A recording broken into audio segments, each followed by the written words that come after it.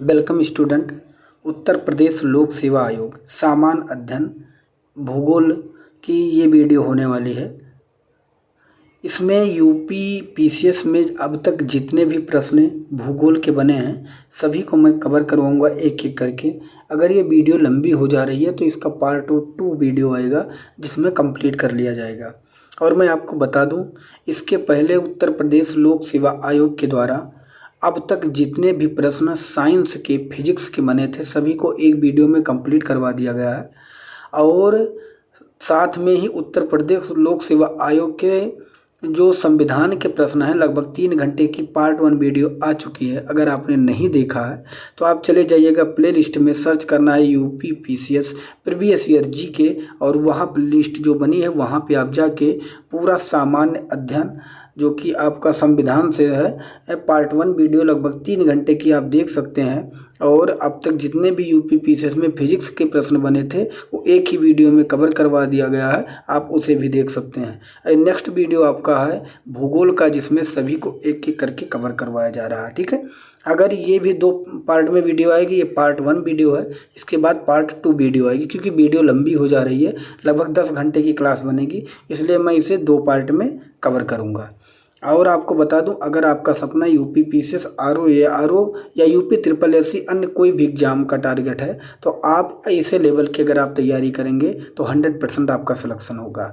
तो चलिए क्लास आगे बढ़ने से पहले आपको मैं बता दूं कि चैनल पर नए हैं तो प्लीज़ चैनल को सब्सक्राइब कर लीजिएगा, अपने मित्र तक ज़रूर शेयर करिएगा क्योंकि हर वीडियो बनाने में काफ़ी मेहनत लगती है, ये शायद आपको पता है। तो चलिए हम लोग बढ़ते हैं। देखिए, अगर मैं यूपी पीसीएस का सिलेबस दिखाऊंगा तो यूपी पीसीएस का सिलेबस जितने भी जियोग्राफिक हैं सभी को कवर किया गया है। इसमें यूपी पीसीएस में अब तक जितने भी प्रश्न हैं, जहां जहां प्री मेंस में जब आरओ में जो प्रश्न बने हैं सभी को एक एक करके कवर किया गया है।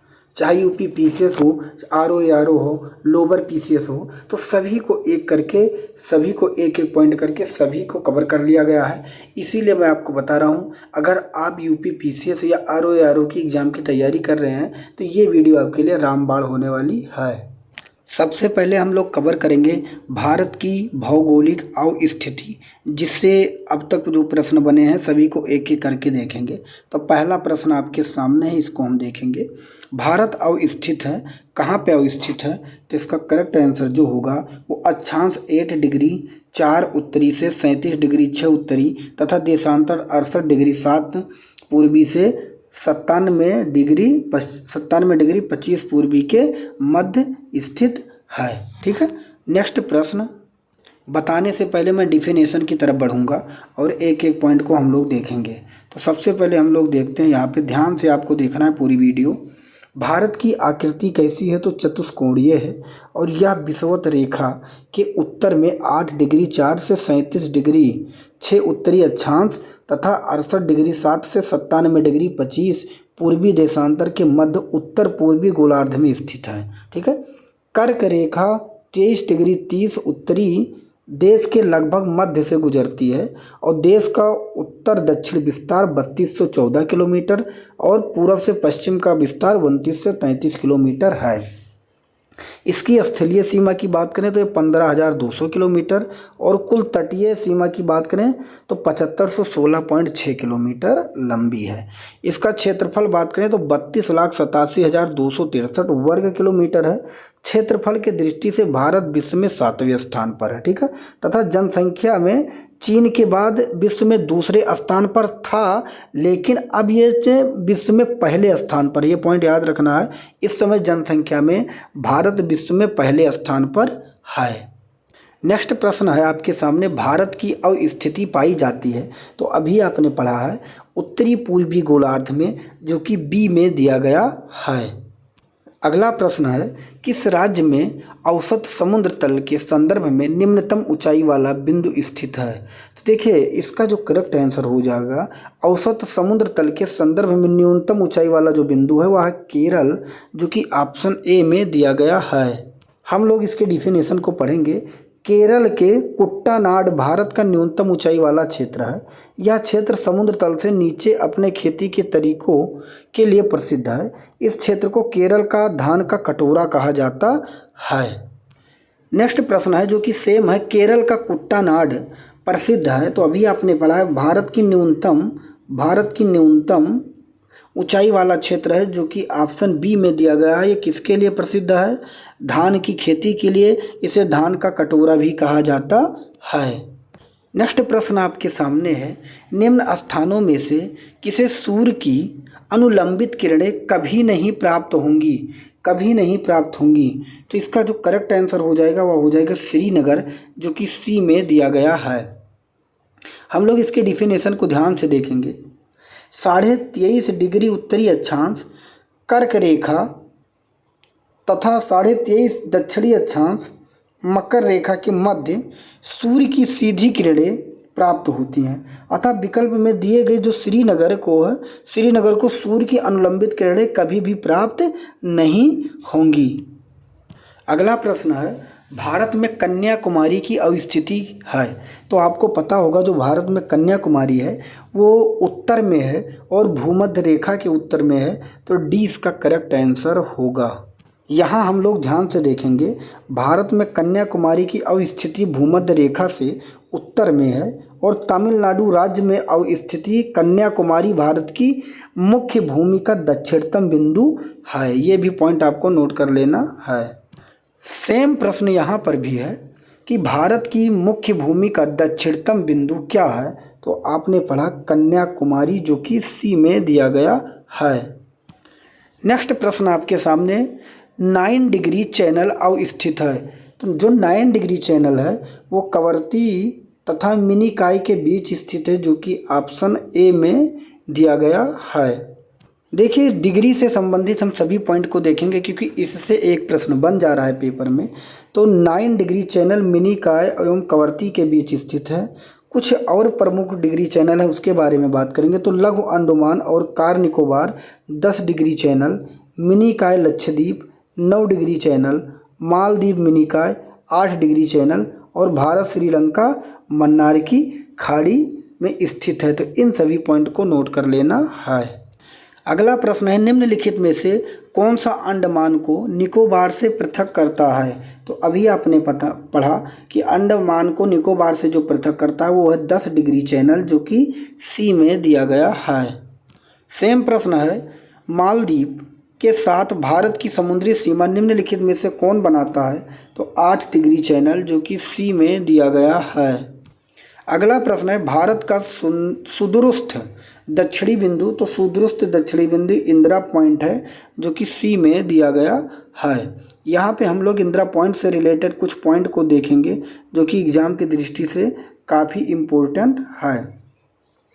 देखिए, भारत का सुदूर दक्षिणी बिंदु अंडमान निकोबार द्वीप समूह का बड़ा निकोबार द्वीप में स्थित इंदिरा पॉइंट है, ठीक है, जिसे पिग्मेलियन पॉइंट या अथवा पार्सन पॉइंट की भी संज्ञा दी जाती है, ठीक है।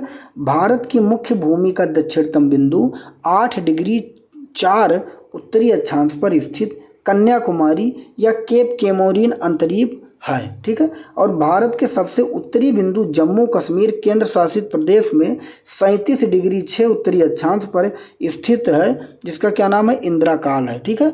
देश की सुदूर पश्चिमी बिंदु गुजरात राज्य के गौरमाता या गुहार मोती है, ठीक है, जबकि पूर्वोत्तर बिंदु अरुणाचल प्रदेश के स्थित किबिथु में है। तो इस पॉइंट को आपको याद रखना है। अगर सबसे पहले पूछ लिया जाए कि सबसे पहले सूर्य भारत में कहाँ पे उगता है, तो अरुणाचल प्रदेश के किबिथु में, ये भी पॉइंट आपको नोट कर लेना है, ठीक है। अगला प्रश्न है, भारत के प्रादेशिक जल क्षेत्र का विस्तार कितना है? तो इसका करेक्ट आंसर होगा तट से 12 समुद्री मील तक, जो कि सी में दिया गया है। हम लोग इससे भी इम्पोर्टेंट सभी जानकारी को देखेंगे। तो यहाँ पे अगर आप देखेंगे, भारत का प्रादेशिक जल क्षेत्र का विस्तार भारत के समुद्री तट से 12 नॉटिकल मील की दूरी तक स्थित है, ठीक है। और इस क्षेत्र का उपयोग का भारत को संपूर्ण अधिकार प्राप्त है। अविच्छिन्न मंडल या संलग्न क्षेत्र की दूरी आधार रेखा से 24 समुद्री मील और, ठीक है, 24 समुद्री मील है और 1 समुद्री मील बराबर 1.8 किलोमीटर तक है। ये भी पॉइंट आपको नोट कर लेना है। इस क्षेत्र में भारत को साफ सफाई, सीमा शुल्क की वसूली और वित्तीय अधिकार प्राप्त है। ये भी पॉइंट आपको नोट कर लेना है। कुछ हम त्रिपुरा के बारे में इम्पोर्टेंट न्यूज को देखेंगे। तो त्रिपुरा राज्य 3 तरफ से बांग्लादेश से घिरा हुआ है। इसके अतिरिक्त यह भारतीय राज्य असम व मिजोरम से भी जुड़ा है। 21 जनवरी 1972 को इसे मणिपुर व मेघालय के साथ पूर्ण राज्य का दर्जा दिया गया। अगरतला त्रिपुरा की क्या है? राजधानी है। नेक्स्ट प्रश्न आपके सामने है, इसका उत्तर देना है। भारत के निम्न राज्यों में से कौन सा देश या कौन देश के सभी चारों भौतिक प्रदेशों का प्रतिनिधित्व करता है? तो इसका करेक्ट आंसर हो जाएगा पश्चिम बंगाल। यहाँ आप ध्यान से देखेंगे, पश्चिम बंगाल राज्य में पर्वत प्रदेश जो दार्जिलिंग जिला और मैदानी प्रदेश जो कि निचला गंगा मैदान, प्रायद्वीपीय क्षेत्र जो कि वर्धमान जिला तथा तटीय मैदान वाला प्रदेश जो कि कोलकाता तथा गंगा सागर, सभी चारों भौतिक प्रदेशों का प्रतिनिधित्व करता है। अब हम लोग देखेंगे कर्क रेखा एवं मानक समय से सभी पॉइंट को, ठीक है। तो यदि अरुणाचल प्रदेश में सूर्योदय के समय प्राप्त 5 बजे हैं तो सौराष्ट्र में सूर्योदय की संभावित समय क्या होगा? हमें पता है उसका जो टाइम अंतर होता है सौराष्ट्र में और अरुणाचल में कम से कम 2 घंटे का, तो 7 AM होगा जो कि डी में दिया गया है। अब 7 AM क्यों होगा इसके बारे में हम डीपली जानेंगे। यदि अरुणाचल प्रदेश में सूर्योदय का समय 5 बजे प्रातःकाल है तो सौराष्ट्र में सूर्योदय का समय 7 बजे ही होगा, क्योंकि गुजरात एवं अरुणाचल प्रदेश के मध्य लगभग 30 देशांतर रेखा का अंतर है और एक देशांतर बराबर कितना होता है? 4 मिनट, और 30 देशांतर मतलब 30 × 4 120 मिनट। तो 120 मिनट का मतलब 2 घंटे है। अगला प्रश्न आपके सामने है, गुजरात की सबसे पश्चिमी गांव और अरुणाचल प्रदेश के सबसे पूर्वी छोर पर स्थित वालांग के समय में कितने घंटे का अंतराल होगा? तो इसका करेक्ट आंसर हो जाएगा 2 घंटा जो कि बी में दिया गया है। देखिए यहाँ पे पूछा गया है कर्क रेखा निम्नलिखित में से किन राज्यों से होकर गुजरती है? तो देखिए इसमें अगर हम बात करें तो त्रिपुरा से भी गुजरती है, मिजोरम से भी गुजरती है, मणिपुर से नहीं गुजरती है और पश्चिम बंगाल से भी गुजरती है। तो 1, 2, 4 इसका करेक्ट आंसर होगा। कर्क रेखा ये भारत के 8 राज्यों से गुजरती है। 8 राज्यों से ये पॉइंट भी आपको नोट कर लेना है। चलिए हम लोग 8 राज्य जान लेते हैं कौन कौन से हैं। तो कर्क रेखा भारत के 8 राज्यों से होकर गुजरती है जो निम्न है: राजस्थान, गुजरात, मध्य प्रदेश, छत्तीसगढ़, झारखंड, पश्चिम बंगाल, त्रिपुरा, मिजोरम। अतः स्पष्ट है कि मणिपुर से कर्क रेखा नहीं गुजरती है, यह कर्क रेखा उत्तर में स्थित है।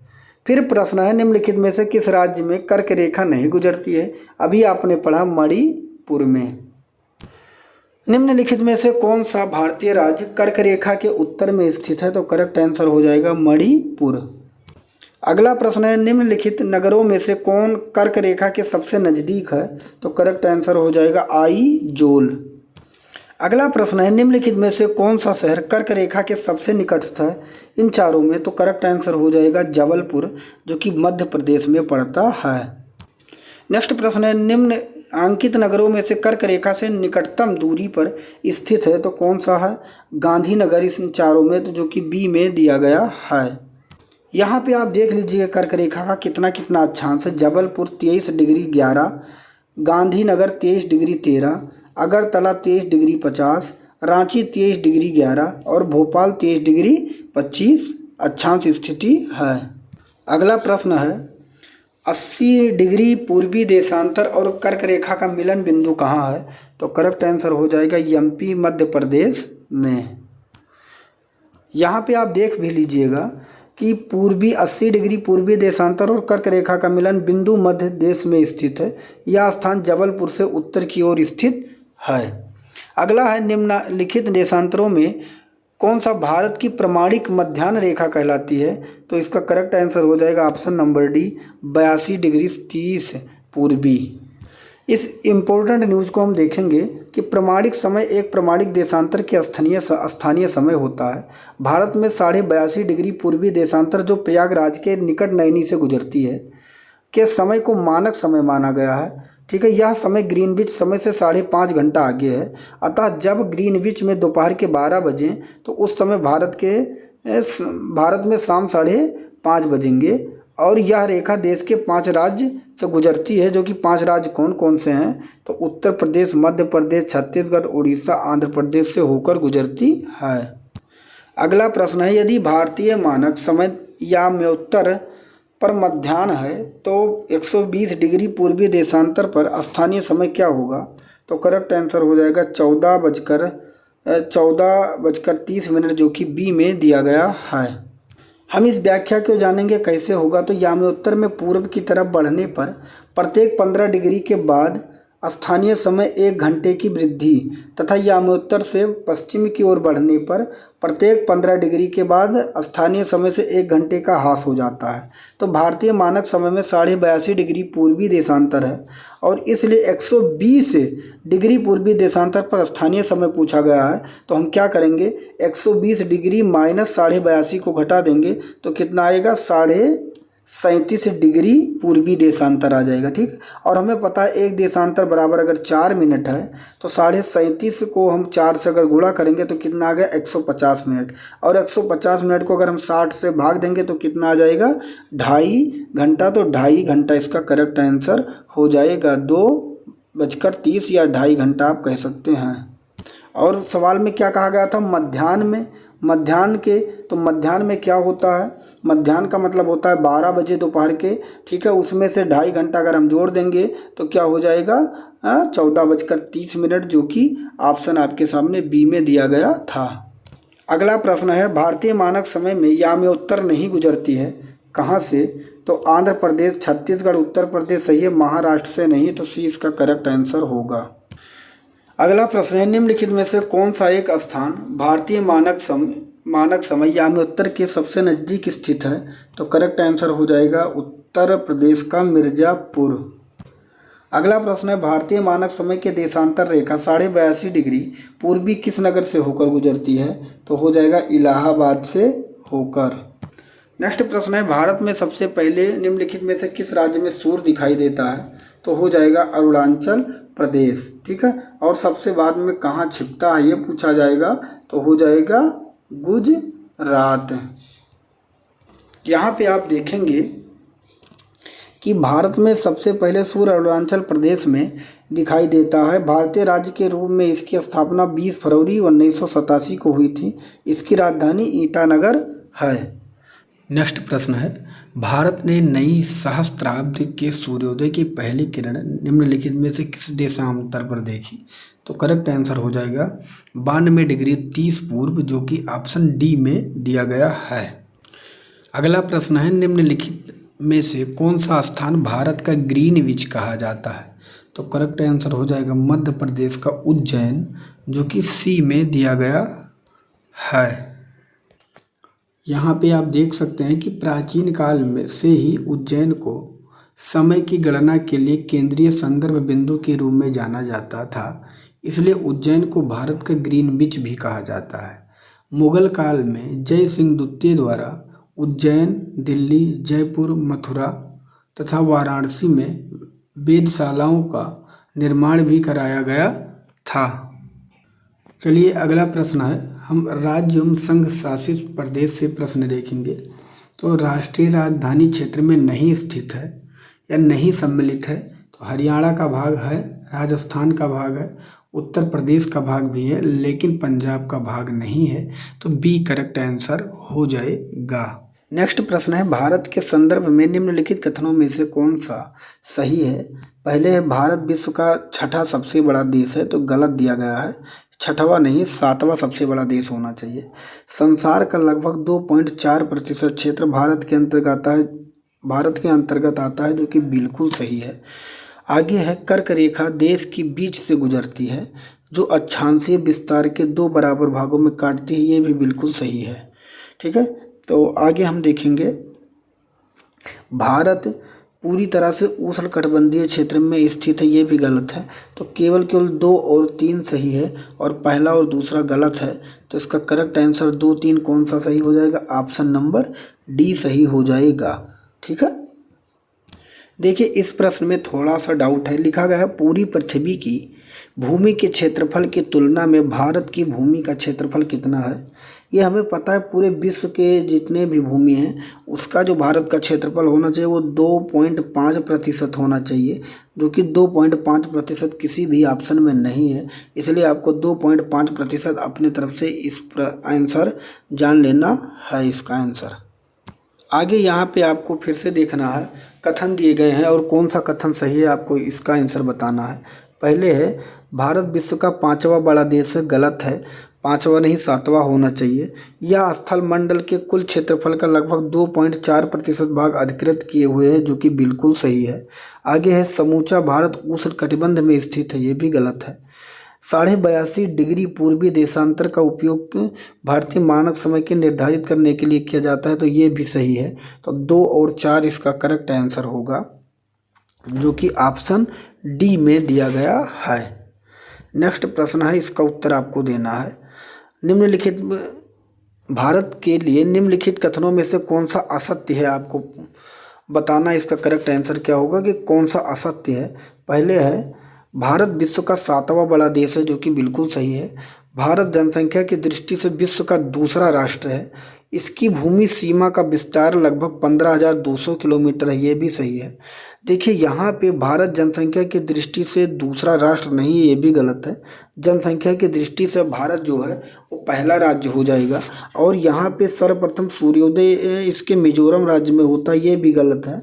मिजोरम में नहीं होता, ये अरुणाचल प्रदेश में होता है। तो इसमें कौन कौन से गलत हैं, बी और डी दोनों गलत हो जाएंगे। अगला प्रश्न है, निम्न कथनों पर विचार कीजिए तथा निम्नलिखित कूट का उपयोग करते हुए सही उत्तर दीजिए। पहले दिया गया है सिक्किम भारत का सबसे छोटा राज्य है, गलत है, क्योंकि सबसे भारत का जो छोटा राज्य है वो गोवा है। आगे राजस्थान भारत का सबसे बड़ा राज्य है, जो कि बिल्कुल सही है। तमिल लक्षद्वीप की सरकारी भाषा है, ये भी बिल्कुल गलत है। सिलवासा दादर एवं नागर हवेली की राजधानी है, तो ये भी सही है। 2 और 4 इसका करेक्ट आंसर होगा, जो कि ऑप्शन आपके सामने डी में दिया गया है। अब यहाँ पे हम लोग देख लेंगे पॉइंट को, तो क्षेत्रफल की दृष्टि से जो सबसे छोटा राज्य है वो गोवा है, जो कि इसका क्षेत्रफल 3702 वर्ग किलोमीटर है। और जनसंख्या की दृष्टि से बात करें तो सबसे जो छोटा राज्य है वो क्या है, सिक्किम है। ठीक है, जो कि सिक्किम की जो कुल जनसंख्या थी वो कितनी थी, 6,10,577। ये जो मैं बता रहा हूँ जनगणना 2011 के हिसाब से। ठीक है, और लक्षद्वीप की सरकारी भाषा जो है या राजकीय भाषा जो है वो तमिल नहीं है, वो मलयालम और अंग्रेजी है। ठीक है, और दादर नागर की राजधानी सिलवासा है। वर्तमान में दादर और नागर हवेली तथा दमन और दीव को विलय के बाद इसकी राजधानी क्या हो गई है, दमन हो गई है। ये भी पॉइंट आपको नोट कर लेना है। नेक्स्ट प्रश्न है, निम्नलिखित में से कौन सा शहर भारत के किसी राज्य की राजधानी नहीं है, तो करेक्ट आंसर हो जाएगा गुवाहाटी, जो कि ऑप्शन बी में दिया गया है। ठीक है, अब यहाँ पे हम लोग देख भी लेंगे कि गुवाहाटी शहर असम राज्य में स्थित पूर्वोत्तर भारत का सबसे बड़ा शहर है। राज्य की राजधानी दिसपुर शहर की भीतर स्थित है। ठीक है, और यह कोलकाता के बाद पूर्वी भारत में दूसरा सबसे बड़ा महानगरीय क्षेत्र है और भारत में सबसे तेजी से विकासशील शहरों में से एक है। नेक्स्ट प्रश्न है, भारत के निम्नलिखित राज्यों को उनके क्षेत्रीय आकार के अवरोही क्रम में व्यवस्थित कीजिए। देखिए, अवरोही का मतलब होता है बड़े से आपको कहाँ जाना है, छोटे की तरफ। बड़े से कहाँ जाना है, छोटे की तरफ। तो इसमें से सबसे बड़ा क्षेत्रफल में कौन सा है, तो आप कहेंगे सबसे बड़ा जो क्षेत्रफल में है वो राजस्थान है, तो पहले 3 हो जाएगा। उसके बाद मध्य प्रदेश, फिर 2 हो जाएगा। देखिए, उसके बाद आंध्र प्रदेश था, लेकिन अब आंध्र प्रदेश नहीं रह गया है, क्योंकि जब पेपर में पूछा गया था तब आंध्र प्रदेश था, लेकिन 2014 में इस आंध्र प्रदेश से तेलंगाना को काटकर अलग राज्य बना दिया गया। इसलिए उसके बाद अब नंबर पे आ गया 4 और उत्तर प्रदेश, फिर आंध्र प्रदेश। तो 3, 2, 4, 1 इसका करेक्ट आंसर हो जाएगा। यहाँ पे आप देख सकते हैं कि 2 जून 2014 को आंध्र प्रदेश से तेलंगाना पृथक होकर नया राज्य बन जाने के कारण दिए गए राज्यों का जो क्षेत्रफल होगा वो अवरोही क्रम इस प्रकार है, राजस्थान, मध्य प्रदेश, उत्तर प्रदेश, आंध्र प्रदेश। किसका क्या कितना कितना क्षेत्रफल है हम लोग जानेंगे। तो राजस्थान का है 3,42,239 और मध्य प्रदेश का 3,08,252 और महाराष्ट्र का 3,07,713 और उत्तर प्रदेश की बात करें तो 2,40,928 है। ये जो चारों बताए गए हैं चारों भारत के घटते हुए क्रम राज्य के हैं और इनका क्षेत्रफल जो दिया गया है आपके सामने दिया गया है। जनसंख्या में तो आपको पता ही है कि उत्तर प्रदेश जनसंख्या में सबसे ज़्यादा जनसंख्या वाला राज्य है। आगे भारत के निम्नलिखित केंद्र शासित प्रदेशों में कौन सा क्षेत्रफल में सबसे बड़ा है, तो अंडमान एवं निकोबार, जो कि ऑप्शन सी में दिया गया है। अब देख लीजिए यहाँ पे विकल्प जो कि आपको पता होगा, अंडमान निकोबार द्वीप समूह का क्षेत्रफल है 8,249, चंडीगढ़ का 114 वर्ग किलोमीटर, दमन एवं दीव का 112 वर्ग किलोमीटर और लक्षद्वीप का 32 वर्ग किलोमीटर है। ठीक है, अब यहाँ पे देख लीजिए 26 जनवरी 2020 को दमन एवं दीव और दादर नागर हवेली को विलय कर दिया गया था, जिसका क्षेत्रफल 602 वर्ग किलोमीटर है। अगला प्रश्न है, निम्नांकित कौन सा कथन सिक्किम के संबंध में सही है, तो पहला यहाँ पे दिया गया है 1975 में यह भारत का अभिन्न अंग बन गया था, बिल्कुल सही है। इसे प्राकृतिक वनस्पति का स्वर्ग माना जाता है, ये भी सही है। इसके मुख्य निवासी लेप्चा लोग हैं, इसके जो मुख्य निवासी लेप्चा लोग हैं, ये भी सही है। तो 1, 2, 3 सभी सही हो जाएंगे। ऑप्शन नंबर डी इसका करेक्ट आंसर होगा। ठीक है, यहाँ पे आप देख सकते हैं कि 1974 ईस्वी में सिक्किम को 35वें संविधान संशोधन द्वारा सह राज्य के रूप में भारत का अंग बनाया गया और 36वें संविधान संशोधन 1975 द्वारा यह भारत का पूर्ण राज्य बन गया। यहाँ के मुख्य निवासी लेप्चा लोग हैं। इसे प्राकृतिक वनस्पतियों का स्वर्ग माना जाता है तथा यह भारत का पहला जैविक कृषि राज्य है। देखिए, मैं एक एक टॉपिक करके कंप्लीट करवा रहा हूँ, जो कि यूपी पीसीएस में जैसे जैसे प्रश्न बने हैं सभी को मैं एक एक करके कवर कर रहा हूँ। चैनल पे नए हैं तो चैनल को सब्सक्राइब कर लीजिएगा और जिस टॉपिक की आपको वीडियो पाना है आप कमेंट बॉक्स में बता दीजिएगा, उस टॉपिक की वीडियो में लेकर जरूर आऊँगा। निम्नलिखित में से भारत के किस राज्य की सीमा म्यांमार से उभयनिष्ठ नहीं है, आपसे पूछा गया, तो करेक्ट आंसर हो जाएगा ऑप्शन नंबर ये असम। ठीक है, यहाँ हम लोग ध्यान से देखेंगे कि भारत की स्थलीय सीमा की लंबाई 15,200 किलोमीटर है और भारत के उत्तर पश्चिम में पाकिस्तान तथा अफगानिस्तान और उत्तर में चीन, नेपाल तथा भूटान, पूर्व में म्यांमार तथा बांग्लादेश है। भारत की सबसे लंबी अंतर्राष्ट्रीय सीमा बांग्लादेश के साथ और सबसे छोटी सीमा अफगानिस्तान के साथ है। ठीक है, अब हम देखेंगे कौन कौन सी सीमा कैसे कैसे है, तो एक एक पॉइंट को देखिए। सबसे पहले यहाँ नीचे आप देखेंगे देश लंबाई कितनी है और सीमा रेखा के बारे में कौन कौन से राज्य टच करते हैं। तो बांग्लादेश के बारे में हम देखेंगे, ये 4,096.7 किलोमीटर की लंबाई है भारत और बांग्लादेश के बीच, और इसको जीरो लाइन भी कहा जाता है। ये पॉइंट आपको याद रखना है। सीमा रेखा, इससे जो टच हुए राज्य हैं वो कितने राज्य हैं, तो वो 5 राज्य हैं। कितने राज्य हैं, 5 राज्य हैं। कौन कौन से हैं अगर आपसे पूछा जाए तो पश्चिम बंगाल है, मेघालय है और मिजोरम है, त्रिपुरा है और असम है। ये 5 राज्य किससे टच करते हैं, बांग्लादेश से टच करते हैं। आगे हम चीन की बात करें तो चीन उसके बाद सबसे लंबी सीमा बनाने वाली रेखा है, जिसकी लंबी सीमा है 3488 किलोमीटर। इस सीमा का नाम है मैकमोहन रेखा। क्या नाम है, मैकमोहन रेखा। ये 4 राज्यों से और एक केंद्र शासित प्रदेश से टच करता है, जिसमें लद्दाख, हिमाचल प्रदेश, उत्तराखंड, सिक्किम और अरुणाचल प्रदेश। ये पॉइंट आपको नोट कर लेना है। आगे है पाकिस्तान। तो पाकिस्तान की जो सीमा की लंबाई है वो 3330 किलोमीटर है। इसे रेड क्लिफ रेखा भी कहते हैं। ये रेखा निर्धारित हुई थी 1947 में। इसमें ये 3 राज्य एवं 2 केंद्र शासित प्रदेश से मिलता है, जो कि गुजरात, राजस्थान, पंजाब और जम्मू कश्मीर, लद्दाख, जो कि यहाँ केंद्र शासित प्रदेश हैं। आगे नेपाल की बात करें, इसकी सीमा की लंबाई है 1751 किलोमीटर। ये 5 राज्य से मिलता है, उत्तर प्रदेश, बिहार, पश्चिम बंगाल, सिक्किम और उत्तराखंड। म्यांमार की बात करें तो इसकी जो सीमा की लंबाई है वो 1643 किलोमीटर है। इस सीमा का नाम है इंडो बर्मा सीमा और ये अरुणाचल प्रदेश, नागालैंड, मणिपुर, मिजोरम से 4 राज्यों से मिलती है। ठीक है।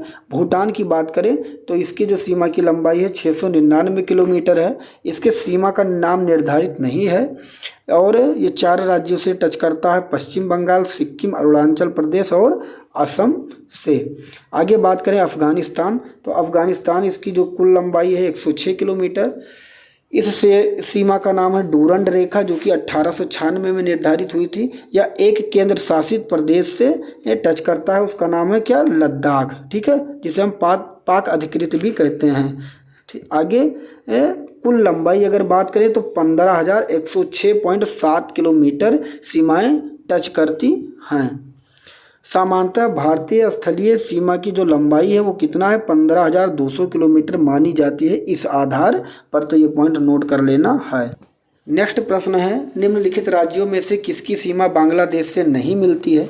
तो अभी आपने पूरा पढ़ लिया है कि मेघालय से त्रिपुरा, मिजोरम से मिलती है लेकिन मणिपुर से नहीं मिलती है, तो सी करेक्ट आंसर हो जाएगा। अगला प्रश्न है, म्यांमार सीमा के सहारे निम्नलिखित भारतीय राज्यों का उत्तर से दक्षिण सही क्रम क्या है। तो देखिए, उत्तर से दक्षिण का जो सही क्रम है वो है अरुणाचल प्रदेश, नागालैंड, मणिपुर, मिजोरम, जो कि ऑप्शन ए में दिया गया है। देखिए, बहुत ही इंपॉर्टेंट प्रश्न है। जो बिल्कुल वही प्रश्न रिपीट हो जा रहे हैं, मैं उसको इग्नोर कर दे रहा हूँ और सभी प्रश्नों को मैं एक एक करके कवर कर रहा हूँ।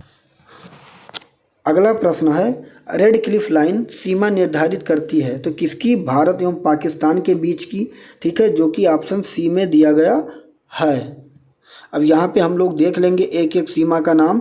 तो भारत और पाकिस्तान की सीमा का नाम है रेड क्लिफ लाइन। उत्तर कोरिया, दक्षिण कोरिया है 38 डिग्री अक्षांश। अमेरिका कनाडा है 49 डिग्री अक्षांश। और भारत चीन है, भारत और चीन के रेखा का नाम है मैकमोहन लाइन। अगर आपसे पूछा जाए पूरे विश्व में सबसे शांत लाइन कौन सी है तो वो है 49 डिग्री अक्षांश। ये भी पॉइंट आपको याद रखना है। यहाँ कभी भी जल्दी आतंकी हमले या लड़ाई आपस में इन दोनों देशों के बीच नहीं होती है। अगला प्रश्न आपके सामने, भारत और पाकिस्तान के बीच सीमा निर्धारित की गई है, अभी आपने पढ़ा है कि रेड क्लिफ रेखा के द्वारा। अगला प्रश्न है, छत्तीसगढ़ की सीमा उभयनिष्ठ नहीं है। देखिए, छत्तीसगढ़ की जो सीमा है वो महाराष्ट्र के साथ है, उड़ीसा के साथ है, आंध्र प्रदेश के साथ है, लेकिन बिहार के साथ उभयनिष्ठ नहीं है। देखिए, अगला प्रश्न है, 53 में निम्न वाक्यों में से कौन सा सही है। पहले दिया गया मध्य प्रदेश की सीमा 7 राज्यों से लगी है। देखिए, मैं आपको बता दूं, जब ये प्रश्न बना था तब ये प्रश्न 1993 में ये प्रश्न बना था। उस समय क्या था कि मध्य प्रदेश और छत्तीसगढ़ एक ही राज्य हुआ करते थे, लेकिन मध्य प्रदेश से जब छत्तीसगढ़ को अलग किया गया, ठीक है, अलग किया गया, तब मध्य प्रदेश में केवल 5 राज्य टच करने लगे। और जब मध्य प्रदेश छत्तीसगढ़ एक साथ थे तब 7 राज्य मिले थे। इसलिए अगर आप 1993 के हिसाब से देखेंगे तो पहला ऑप्शन सही हो जाएगा। लेकिन अगर अब वर्तमान में देखेंगे तो मध्य प्रदेश की जो सीमा है वो 5 राज्यों से मिलती है। ठीक है, क्योंकि छत्तीसगढ़ मध्य प्रदेश से अलग हो चुका है। भोपाल कर्क रेखा के उत्तर में स्थित है, गलत है। पंजाब राज्य की सीमा कहीं भी जम्मू कश्मीर से नहीं मिलती, गलत है। अरुणाचल प्रदेश में कोई राष्ट्रीय पार्क नहीं, गलत है। ठीक है, तो इस प्रश्न का भी उत्तर ध्यान रखना है। यहाँ पे आप ध्यान से देख भी लेंगे, यहाँ पे दिया भी गया है कि 1993 में मध्य प्रदेश की सीमा 7 राज्यों से लगी थी, किंतु छत्तीसगढ़ को पृथक हो जाने के कारण वर्तमान में मध्य प्रदेश की सीमा 5 राज्य से है।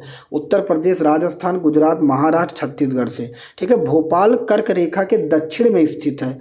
ठीक है, जबकि अरुणाचल प्रदेश में 2 राष्ट्रीय पार्क, नामदफा राष्ट्रीय पार्क और माउलिंग राष्ट्रीय पार्क स्थित है। पंजाब राज्य की सीमा जम्मू एवं कश्मीर से मिलती है। अगला प्रश्न है, भारत के निम्नांकित राज्यों में से किसके 3 तरफ अंतर्राष्ट्रीय सीमाएं हैं। तो करेक्ट आंसर हो जाएगा त्रिपुरा। देखिए, अब हम लोग अन्य तथ्य से संबंधित सभी प्रश्न को देखेंगे जो कि पेपर में पूछे गए थे। तो ये इसमें सूची 1 को सूची 2 से आपस में मिलाना है। तो सबसे पहले हम देखेंगे कोलवा। तो कोलवा कहाँ से अवस्थित है, तो इसका करेक्ट आंसर हो जाएगा गोवा। ठीक है, उसके बाद मांगरोल ये हो जाएगा गुजरात, और उसके बाद है कन्नूर जो कि केरल में हो जाएगा तो 4, और फिर बकखाली जो कि पश्चिम बंगाल। तो 2 3 4 1 इसका करेक्ट आंसर होगा, जो कि ऑप्शन आपके सामने डी में दिया गया है। अगला प्रश्न है, निम्नलिखित युग्मों में से कौन सा एक सही सुमेलित नहीं है। पहला है ऋषिपत्तनम, सारनाथ बिल्कुल सही है, दसपुर, मंदसौर बिल्कुल सही है, बनवासी, तलकाड जो कि गलत दिया गया है, ये बिल्कुल गलत है, महोदय, कन्नौज ये भी बिल्कुल सही है। तो कौन सा सही सुमेलित नहीं है, ऑप्शन सी सही हो जाएगा। बनवासी जो दिया गया है, बनवासी कर्नाटक का एक कस्बा है, इसलिए बिल्कुल भी सुमेलित नहीं है। आगे दिया गया निम्नलिखित में से कौन सा युग्म सही सुमेलित नहीं है, तो बदरपुर दिल्ली बिल्कुल सही है, हरदुआगंज उत्तर प्रदेश ये भी सही है, उतारन गुजरात ये भी सही है, पारस आंध्र प्रदेश बिल्कुल गलत है, ये आंध्र प्रदेश में नहीं है, ये स्थित है महाराष्ट्र में। कहाँ पे, महाराष्ट्र में, तो ऑप्शन डी सही हो जाएगा। सूची 1 को सूची 2 से आपको मिलाना है और बताना इसका आंसर क्या होगा कि किस क्षेत्र में कैसा मौसम है। तो हम सबसे पहले देखेंगे दिल्ली, तो दिल्ली में कैसा है, अर्ध शुष्क, तो 2 सही हो जाएगा। मुंबई में जो होगा उष्ण आर्द्र होगा, 3 सही हो जाएगा। जोधपुर का मौसम शुष्क होता है तो 1 सही हो जाएगा। और शिलांग आर्द्र, तो 2 3 1 4, 2 3 1 4 इसका करेक्ट आंसर होगा, जो कि ऑप्शन आपके सामने सी में दिया गया है। अब हम लोग नेक्स्ट टॉपिक देखेंगे, पर्वतीय, पठारी एवं मैदानी क्षेत्र से संबंधित प्रश्न। देखिए, मैं यूपी पीसीएस में जितने भी प्रश्न पूछे गए हैं जियोग्राफी को, मैं एक एक करके कंप्लीट कर रहा हूं, और मैंने आपसे बता दिया है कि इसके पहले फिजिक्स के जितने भी प्रश्न बने थे मैंने कंप्लीट कर दिया है एक ही वीडियो में, जो कि लगभग 3 घंटे की वीडियो है। आप जाके देख लीजिएगा, जितने भी प्रश्न अब तक यूपी पीसीएस में पूछे गए फिजिक्स के कंप्लीट करवा दिया है। और अगर बात करें संविधान के, तो मैंने संविधान के लगभग 3 घंटे की वीडियो बना दी है यूपी पीसीएस की, जो पूछे गए हैं प्रश्न। ये पार्ट 1 वीडियो आई है, पार्ट 2 वीडियो जल्द आपको देखने को मिल जाएगी। तो अगर आपका सपना ARO है, यूपी पीसीएस की तैयारी कर रहे हैं, तो सबसे पहले यूपी पीसीएस के सिलेबस प्रीवियस ईयर पेपरों को आप ध्यान से पढ़ें, उसके बाद सिलेबस को देखते हुए आगे तैयारी करें। तो चलिए सबसे पहले प्रश्न की तरफ बढ़ते हैं। निम्नलिखित में से कौन सी एक चोटी भारत में नहीं है।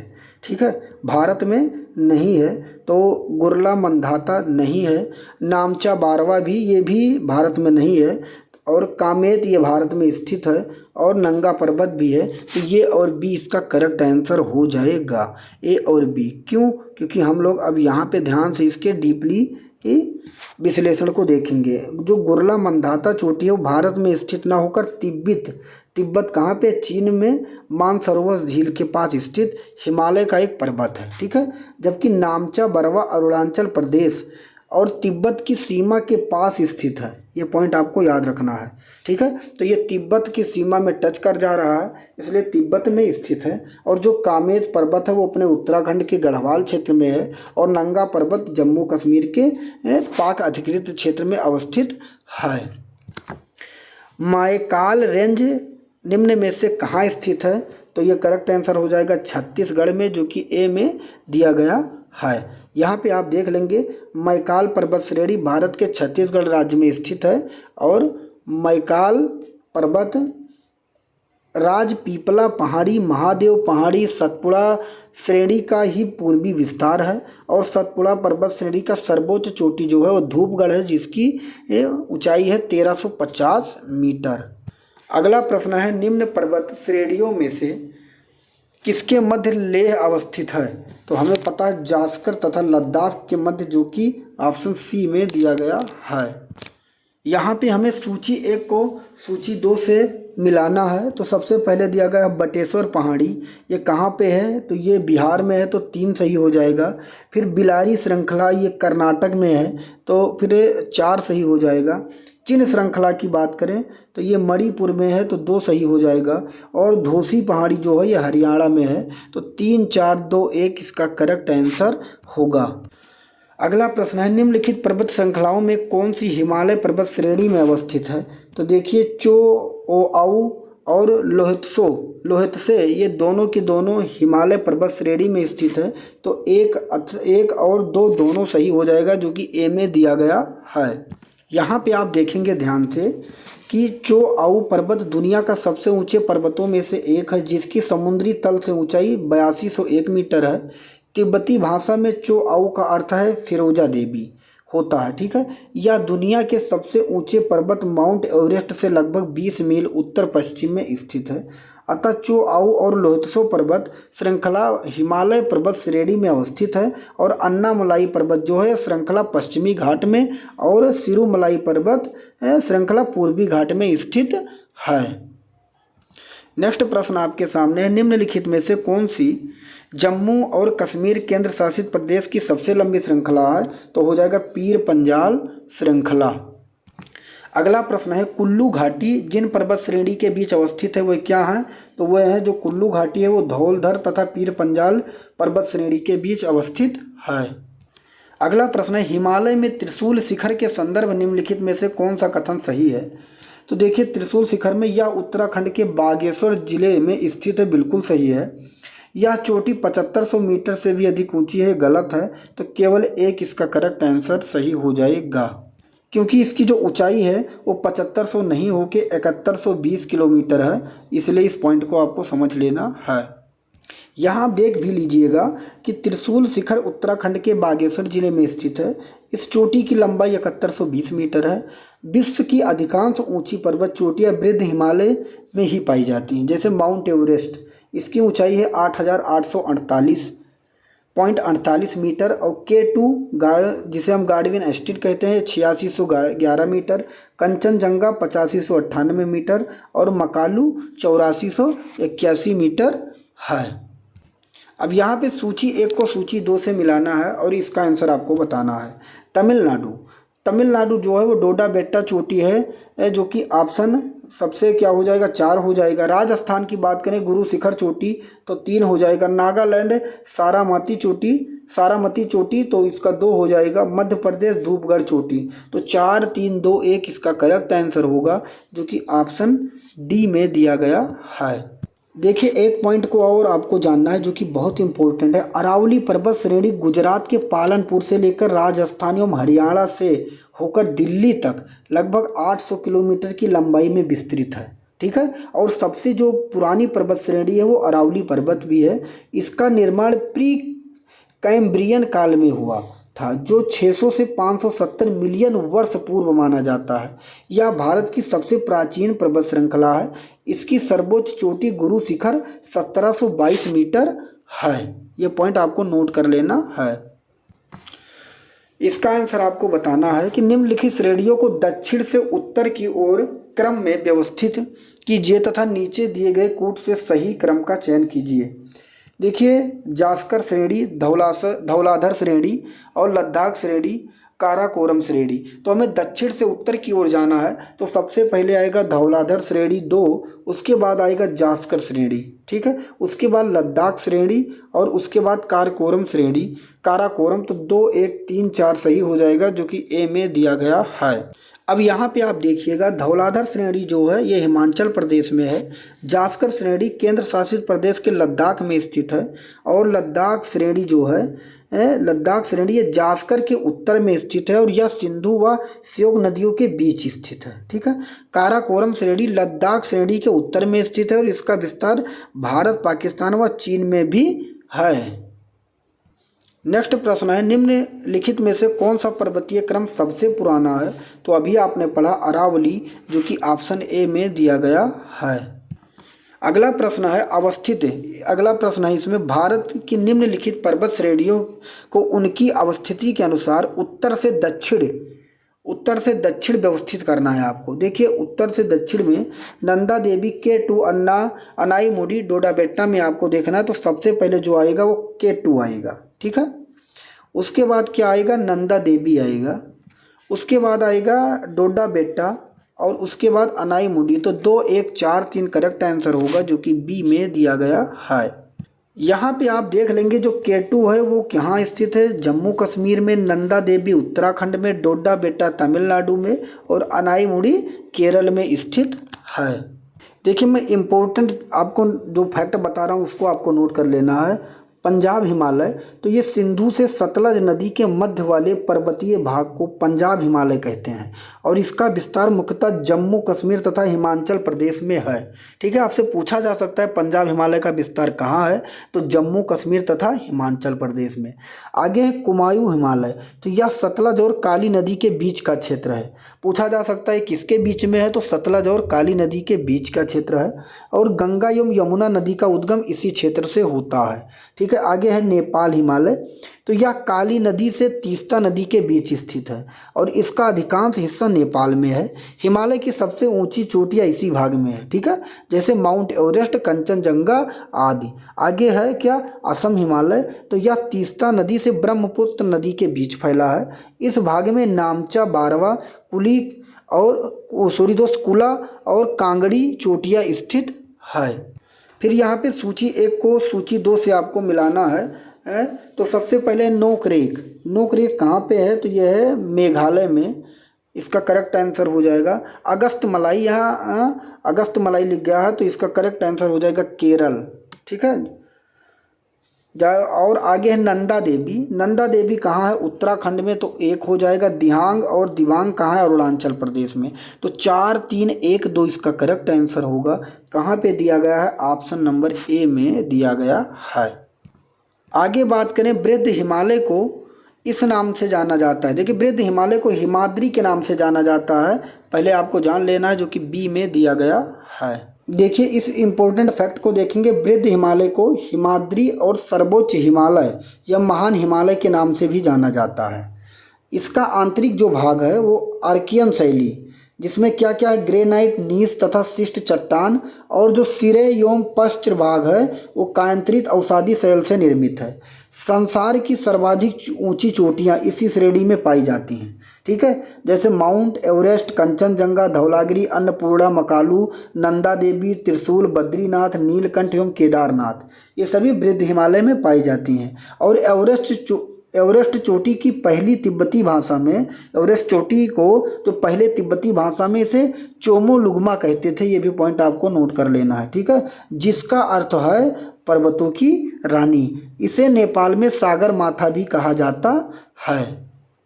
आगे आपके सामने है, निम्नलिखित में से कौन सी भारत की नवीनतम पर्वत श्रेणी है, तो भारत की जो नवीनतम पर्वत श्रेणी है वो हिमाद्री श्रेणी है, जो कि ए में दिया गया है।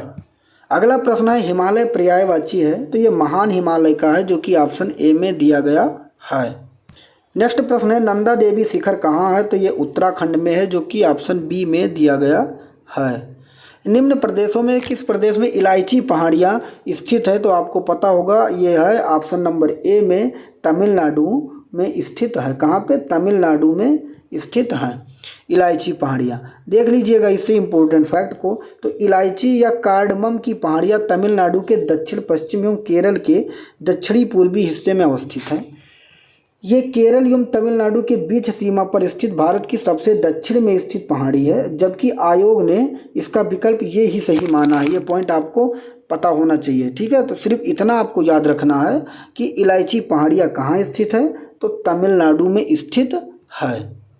देखिए अगर प्रश्न इस टाइप के बन जा रहा है, जो कि आयोग के द्वारा पूछा भी गया है, कार्डमम पहाड़ियाँ जिनकी सीमाओं पर स्थित है, तो हो जाएगा केरल एवं तमिलनाडु के बीच, जो कि ऑप्शन सी में दिया गया है।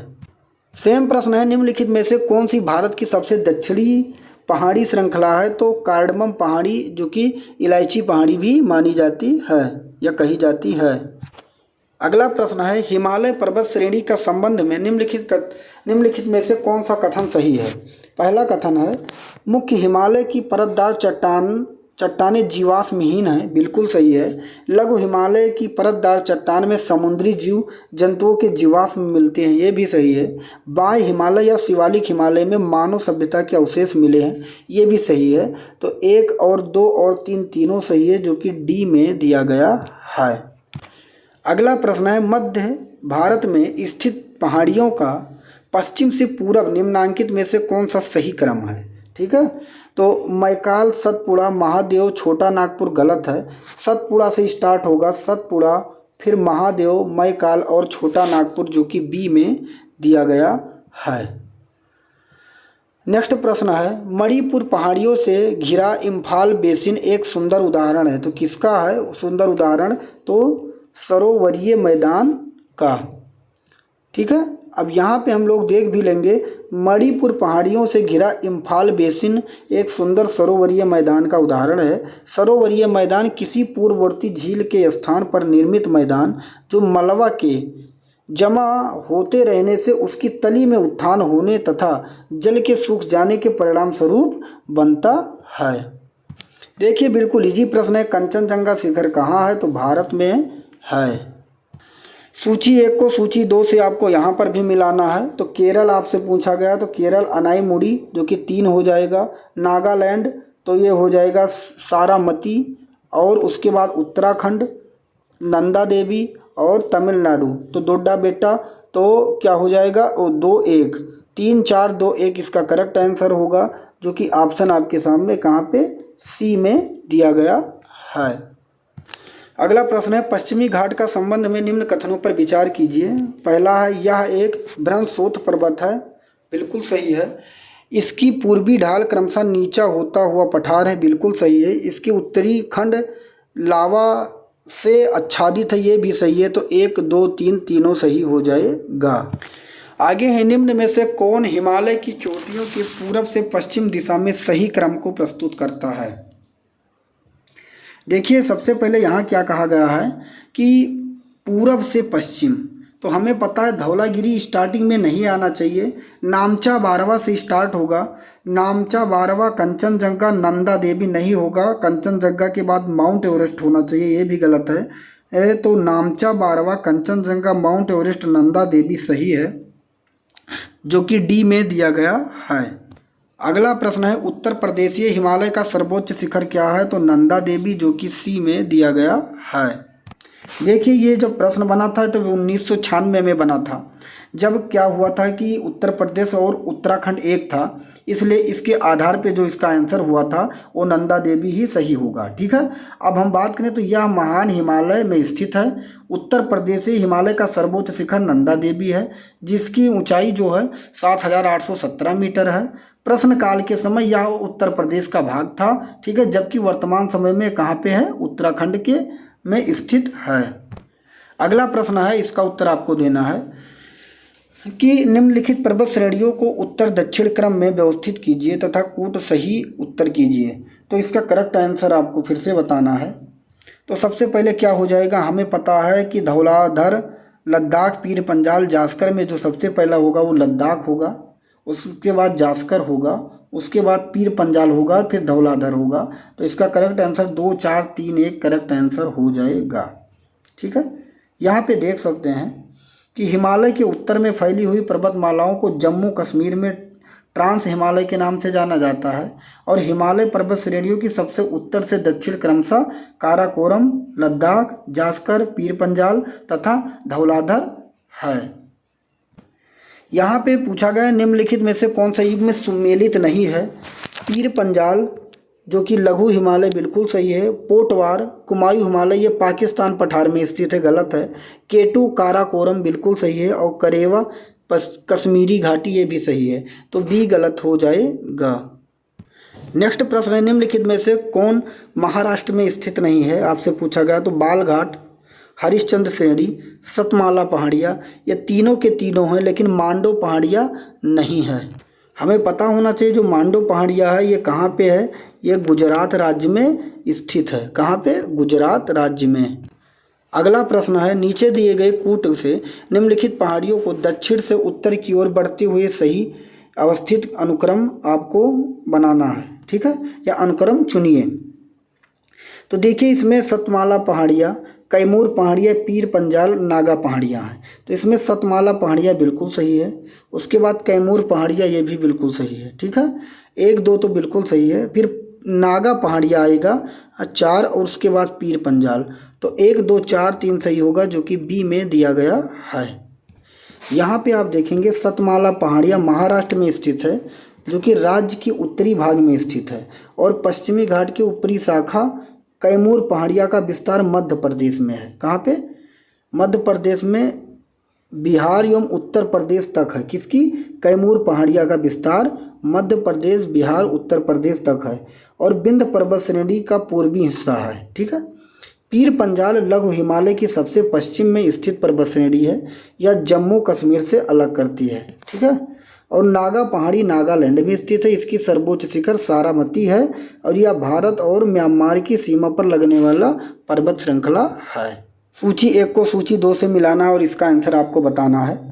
तो सबसे पहले डोडा बेटा है तो ये नीलगिरी पहाड़ी जो कि 2 सही हो जाएगा। त्रिशूल हिमाचल पर्वत 1 हो जाएगा।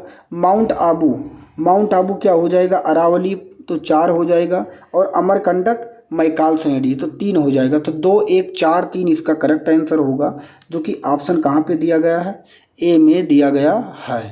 कुछ पर्वत श्रेणियाँ आपको और याद कर लेना है। गारो मेघालय, मिरी अरुणाचल प्रदेश, कोल्लीमलाई तमिलनाडु और डालमा झारखंड है। ठीक है। आगे हम लोग देखेंगे निम्नलिखित पहाड़ियों में से कौन सी पूर्वी घाट एवं पश्चिमी घाट के मिलन स्थल को बनाती है। तो हमें पता है इसका करेक्ट आंसर क्या होगा। पट्ट दे आपको बता देना है तो नीलगिरी पहाड़ियाँ हो जाएगा। अगला प्रश्न बताने से पहले यहाँ पे आप देख लीजिए कि नीलगिरी भारत के दक्षिणी भाग में स्थित एक पर्वतमाला है जिसका विस्तार केरल, कर्नाटक तथा तमिलनाडु राज्यों में है। इसकी पर्वतमाला में पूर्वी तथा पश्चिमी घाटों का संगम होता है। इस पर्वतमाला की सर्वोच्च चोटी क्या है? डोडा बेट्टा है और जिसकी जो ऊंचाई है 2637 मीटर है। आगे है भारतीय प्रायद्वीप की सबसे ऊंची चोटी कौन सी है? तो करेक्ट आंसर हो जाएगा अनाई मुड़ी जो कि ऑप्शन बी में दिया गया है। यहाँ पे इसे भी हम देखेंगे तो भारतीय प्रायद्वीपीय की सबसे ऊंची चोटी अनाई मुड़ी है जो अन्नामलाई पहाड़ी पर स्थित है तथा इसकी ऊंचाई 2695 मीटर है। भारतीय प्रायद्वीपीय की दूसरी सर्वोच्च चोटी डोडा बेट्टा है। ठीक है। जो 2637 मीटर है जो तमिलनाडु में नीलगिरी पर स्थित है। भारतीय प्रायद्वीप की सबसे ऊंची पर्वत चोटी क्या है? तो अभी आपने पढ़ा है अनाई मुड़ी जो कि बी में दिया गया है। अगला प्रश्न है निम्नलिखित राज्यों में से कौन सा पट कोई पहाड़ियों से संलग्न नहीं है? तो देखिए नागालैंड, मणिपुर, मिजोरम ये तीनों की तीनों पटकोई पहाड़ियों से संलग्न हैं लेकिन त्रिपुरा नहीं है। अगला प्रश्न है महाराष्ट्र में पश्चिमी घाट को किस नाम से जाना जाता है? तो सह्याद्री पहाड़ियाँ जो कि सी में दिया गया है। आगे है निम्नलिखित में से कौन सा युग में सही सुमेलित नहीं है? पहला गढ़जात पहाड़ियाँ उड़ीसा सही है। मांडो पहाड़ियाँ महाराष्ट्र में नहीं है, ये कहाँ होना चाहिए? ये गुजरात में है तो यही सुमेलित नहीं है। नल्ला मलाई पहाड़ियाँ आंध्र प्रदेश, सेवराय पहाड़ियाँ तमिलनाडु जो कि बिल्कुल सही है। हम लोग आगे देखेंगे नंगा पर्वत। तो नंगा पर्वत कहाँ है? तो नंगा पर्वत है जम्मू कश्मीर में। यहाँ पे आप देख भी सकते हैं कि नंगा पर्वत जम्मू कश्मीर में है और नंगा पर्वत हिमालय पर्वत श्रृंखला का सुदूर पश्चिम भाग में स्थित है। इसकी ऊंचाई 8126 मीटर है। आगे है श्रीनगर राजमार्ग पर जवाहर सुरंग संबंधित है किससे है? तो पीर पंजाल श्रेणी से है जो कि ए में दिया गया है। ठीक है। ये आप देख भी सकते हैं कि जवाहर या बनिहाल सुरंग भारत के जम्मू कश्मीर राज्य में राष्ट्रीय राजमार्ग 44 पर बनिहाल और काजीगुंड के बीच पीर पंजाल पर्वत श्रेणी में स्थित है। इसका निर्माण 1954 में आरंभ हुआ था तथा यह 2.85 किलोमीटर लंबी सुरंग वर्ष भर जम्मू और श्रीनगर के बीच यातायात सुलभ कराती है। आगे है अंडमान और निकोबार द्वीप समूह में सबसे अधिक ऊंचाई वाली चोटी कौन सी है? तो सैडल पीक जो कि ए में दिया गया है। ठीक है। यहाँ पे आप देख लेंगे कि अंडमान एवं निकोबार द्वीप समूह में सबसे ऊंची चोटी सैडल पीक है 732 मीटर है और कुछ प्रमुख चोटियाँ और हैं माउंट थुलियर जो कि 642, माउंट डिओबोली जो कि 515, माउंट कोयोबे 460 और माउंट हैरियट जो कि 450 मीटर है। अगला प्रश्न है निम्नलिखित पर्वत शिखरों में कौन सा एक भारत में अवस्थित नहीं है? तो देखिए कामेत, त्रिशूल, नंदा देवी ये तो हम लोगों ने पढ़ा जो कि भारत में है लेकिन गोसाई थान भारत में नहीं है। ठीक है। गोसाई थान भारत में नहीं है। मैं आपको बता भी दे रहा हूँ गोसाई थान जो है ये कहाँ पे है? ये चीन देश में स्थित है। निम्नलिखित में से कौन सा सबसे नवीन पर्वत श्रेणी है? इन चारों में आपसे पूछा गया तो शिवालिक इसका करेक्ट आंसर हो जाएगा। आगे हम लोग पढ़ेंगे यहाँ पे आपको सूची 1 को सूची 2 से मिलाना है और इसका आंसर आपको बताना है। तो चलिए हम लोग देखते हैं। पहला हिमालय, हिमालय क्या हो जाएगा, वलित जो कि 2 हो जाएगा। सह्याद्री क्या हो जाएगा, हम लोगों ने पढ़ा था भ्रंशोत, तो 1 हो जाएगा। राजमहल, ज्वालामुखी, नीलगिरी, अवशिष्ट, तो 2, 1, 4, 3 इसका करेक्ट आंसर होगा, जो कि ऑप्शन कहाँ पे है, सी में दिया गया है। यहाँ पर भी सूची 1 को सूची 2 से मिलाना है।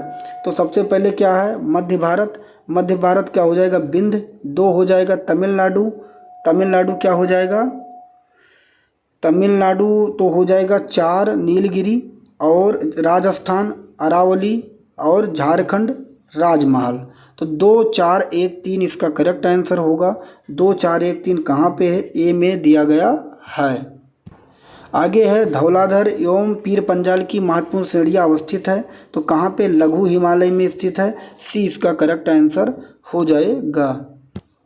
आगे है राजस्थान मरुस्थल अथवा थार मरुस्थल निम्नलिखित में से किसका विस्तार है, आपको बताना है। तो करेक्ट आंसर हो जाएगा ऑप्शन नंबर सी, प्लीस्टोसीन एवं अभिनव जमाओं का विस्तार है। ठीक है, तो सी इसका करेक्ट आंसर होगा। यहाँ पे आप देख भी रहे हैं कि राजस्थान मरुस्थल अथवा थार मरुस्थल में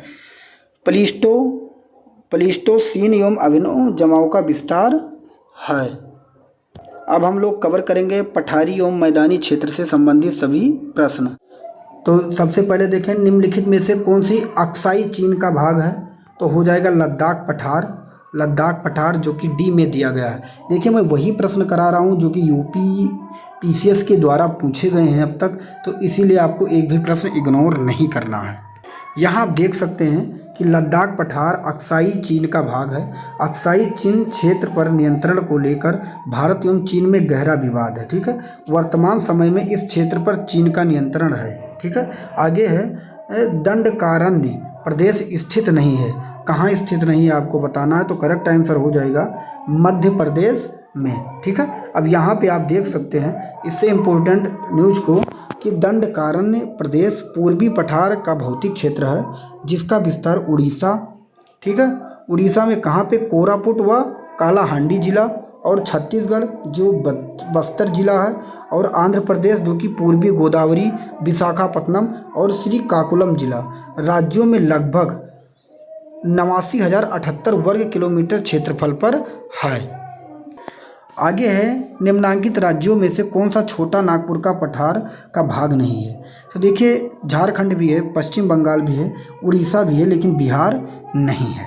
यहाँ पे आप देख भी सकते हैं कि छोटा नागपुर का पठार मुख्यतः झारखंड के पलामू, हजारीबाग, गिरिडीह, संथाल परगना, धनबाद, रांची, लोहरदगा, गुमला तथा सिंहभूमि जनपदों एवं पश्चिम बंगाल के पुरुलिया जनपद को समाहित किए हुए है। ठीक है, इसके अलावा उड़ीसा में महानदी के उत्तर तक इसका विस्तार है, अतः यह बिहार में इसका कोई भी भाग नहीं है।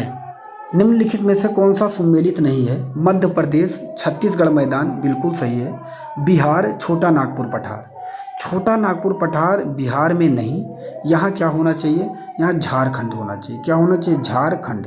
महाराष्ट्र वृष्टि छाया प्रदेश बिल्कुल सही है, आंध्र प्रदेश मलनाड, देखिए मलनाड जो है आंध्र प्रदेश नहीं होगा, यहाँ क्या होना चाहिए, यहाँ कर्नाटक होना चाहिए। तो यहाँ 2 गलत है, बी और डी। अगला प्रश्न है मेघालय का पठार भाग है, तो प्रायद्वीपीय खंड का, जो कि बी में दिया गया है। यहाँ पे आप देख सकते हैं कि गंगा सिंधु मैदान के दक्षिण में फैली त्रिभुजाकार क्षेत्र का प्रायद्वीपीय खंड कहा जाता है, और हिमालय की पठार इसी प्रायद्वीपीय खंड का भाग है। अगला प्रश्न है उत्तर भारत में उप हिमालय क्षेत्र के सहारे फैले समतल मैदान को क्या कहा जाता है, तो भाबर, जो कि डी में दिया गया है। यहाँ पे आप देखेंगे उत्तर भारत में उप हिमालय क्षेत्र के सहारे फैले समतल मैदान को भाबर कहा जाता है। यह 8 से 10 किलोमीटर चौड़ाई में फैला हुआ है, जो शिवालिक गिरिपाद के समांतर विस्तारित है। इस मैदान में हिमालय पर्वत से निकलने वाली नदियां बड़ी मात्रा में पत्थर, कंकड़, बजरी आदि लाकर जमा कर देती हैं। अगला प्रश्न है भाबर उदाहरण है तो किसका, गिरिपद मैदान का भी आपने पढ़ा है, जो कि बी में दिया गया है। आगे आपके सामने नीचे दिए गए वक्तव्य दिए गए हैं, जिनमें से एक का कथन ए और दूसरे का कारण आर है, आपको बताना है। तो पहले दिया गया ए में राजस्थान भारत का वृत्त मैदान का विस्तार है, बिल्कुल सही है। अरावली श्रेणियाँ दक्कन पठार की उत्तरी पश्चिमी सीमा बनाती है, ये भी सही है। तो ये और आर दोनों सही है, और आर जो है एक ही सही व्याख्या भी करता है, तो ये करेक्ट आंसर हो जाएगा। अगला प्रश्न है, निम्नलिखित में से भारत का कौन सा प्राचीनतम भाग है? तो अभी आपने पढ़ा था थोड़ी देर पहले कि दक्कन का पठार, जो कि डी में दिया गया है। देखिए वो भी टॉपिक खत्म हो चुका है। अब हम लोग देखेंगे अपवाह तंत्र से संबंधित सभी प्रश्न। तो दोस्त, अगर क्लास आपको अच्छी लगी है तो अभी के अभी चैनल पे अगर नए हैं तो चैनल को सब्सक्राइब कर दीजिएगा। और ये पार्ट 1 वीडियो था, पार्ट 2 वीडियो जस्ट आपको देखने को मिलेगी अगर आप लोगों का प्यार बना रहेगा। ये पार्ट 5 में वीडियो आएगा, जो कि पार्ट 1 आज मैंने कंप्लीट कर दिया है, जो कि आपके लिए रामबाण है। और पार्ट 5 देखने के बाद आप यूपी पीसीएस आरओ का पेपर आसानी से देकर चले आएंगे और सभी प्रश्न आपको आसानी से मिल जाएंगे। इसके पहले मैंने बताया कि फिजिक्स मैंने पूरा कंप्लीट करवा दिया है, यूपी पीसीएस में जितनी भी पूछे गए हैं। संविधान का मैंने पार्ट 1 वीडियो जो कि 3 घंटे का कंप्लीट करवा दिया गया है। और जियोग्राफी का ये पार्ट 1 वीडियो आ गया है, जो कि इसमें पार्ट 5 वीडियो आएंगे, ठीक है, जो कि पहला वीडियो आया है। तो अगर आपको इस सभी वीडियो को देखना है तो आपको चले जाना है हमारे प्लेलिस्ट में और सर्च करना है UP PCS previous year paper. वहाँ आप सभी के प्रश्न को प्रीवियस ईयर के रूप में देख सकते हैं। तो धन्यवाद, मिलूंगा नेक्स्ट वीडियो में, तब तक के लिए जय हिंद, जय भारत।